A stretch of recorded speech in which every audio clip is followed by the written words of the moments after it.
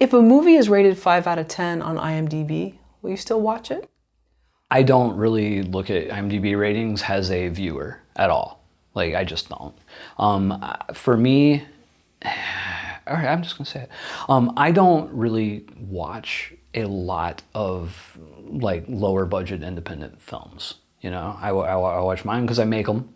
You know, but my tastes are, as a viewer, are slightly higher, like polished. You know, I don't want to say just studio stuff, but like I don't really watch a lot of that. So, and I don't anymore even look at reviews.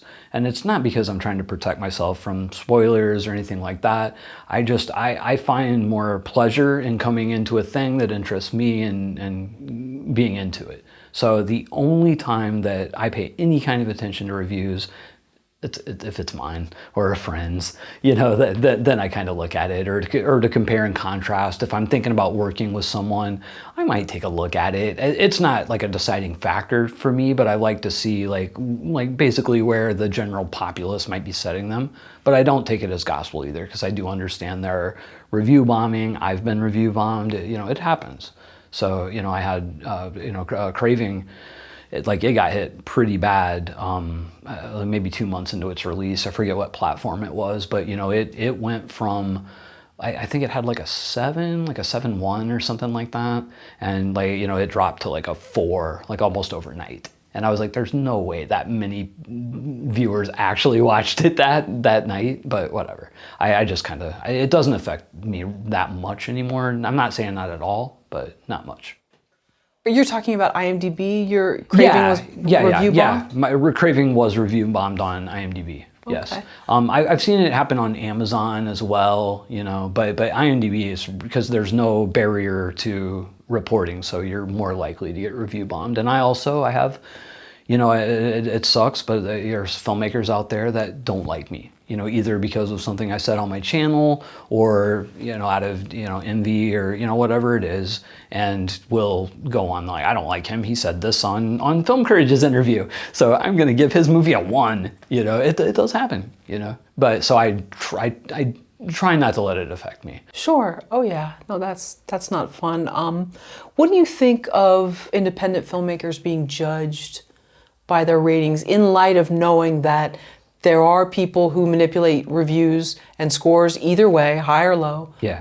What do you think about that? I think it sucks. I think review manipulation both ways is not a good thing. But, you know, it's the world we live in. I kind of look at it the same way as I look at piracy now. Is it's something that's there, and I can't really do anything about, and I just try not to think about it. You know. What is one of the highest rated independent movies you can think of on IMDb?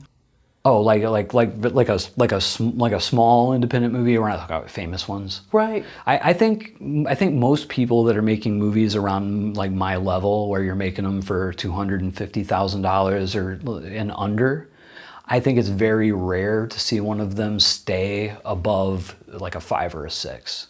Very rare. Because, and I don't think that's all just like review bombing or haters or whatnot.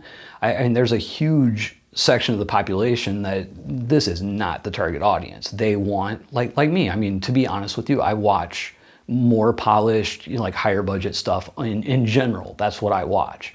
You know, so a lot of people will see something like my movie Craving that was made for, you know, a little less than $100,000, and they're like, well, like, you know, like you can see the crack in the monster's suit, or, you know, maybe, you know, there's a piece of sound that's not great, or maybe a performance was a little off, you know, because when you're on a low budget, it's not that the actors aren't good, but, you know, it can be a thing of time, or it can be a thing of pressure, or it can, you know, whatever it is. And that just happens more exponentially on lower budget films. So a lower budget film is going to be seen by Joe Schmo in Indiana that is expecting, Schindler's List, and they get, a $50,000 version of it, and they don't make allowance for that. So, the movies are going to be lower rated in general. Have you found similar things on Rotten Tomatoes or Letterboxd? So I don't really, I don't look at Rotten Tomatoes. I never have. And then Letterboxd, the only time I ever even go on there is if I'm going to add a movie of mine. So I don't spend a lot of time on it, but I feel the same way pretty much. Yeah. But I like to be surprised too. Sorry. Yeah, me too. And I think I think Letterboxd in general, I think there's a little more like general acceptance for lower budget stuff than say IMDb or Rotten Tomatoes. Anywhere where you have less, I don't want to use the word normies, but where you have like normal people congregating, you're going to have lower ratings for lower budgeted films. Sure. Those normies ruin everything, don't they? Do you think IMDb should do away with their 10-star rating system? I honestly, I don't know what IMDb should do with their rating system. I don't think it works at all. But I don't know. I don't know. I personally have gotten to a point where I just don't care about the IMDb rating, so it's not something I think about too much. But I mean, the whole Rotten Tomatoes, IMDb, I think it's all completely flawed and a messed up system. And I don't think it's not fair on any level, whether it's, fake positive or fake negative. I mean, look at, what is it, The Boys that just got like completely review bombed for like being too woke or something. And like that sucks. But then on the same hand, you have studios, paying for, positive or influencing, positive reviews on IMDb or Rotten Tomatoes. And that sucks too. So I personally, I wouldn't be upset if it went away. Have you ever experienced piracy and then seen those effects on IMDb? Yes. So that is so most of the time my take on piracy is I don't think it affects independent films that much. I don't think people that pirate really buy anyway, but where it can affect it is definitely on IMDb. So like, I forget what movie it was, maybe it was Campus.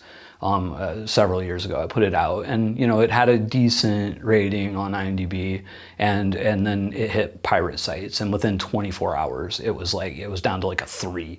Like it went from, I don't know, like a 6 or something down to a 3. So yeah, it definitely can. What's your advice to new filmmakers who are afraid that their movies will be downvoted, review bombed, whatever it is, on IMDb? So again, it's like you have to kind of take a Zen approach to it. What will be, will be. And it's going to happen. Like piracy is going to happen. Review bombing stuff is going to happen. And you have to just let it go, because there's absolutely nothing you can do about it. They have takedown services that you can hire to take down pirate sites. It's expensive, and in my opinion, is not worth the expense. And it's definitely not worth the aggravation. Like, as I get older and older, I try to, like, you control what you can control and let go what you can't, was the AA thing, accept the things you can change and learn to, or change the things you can, learn to accept the things you can't, something like that.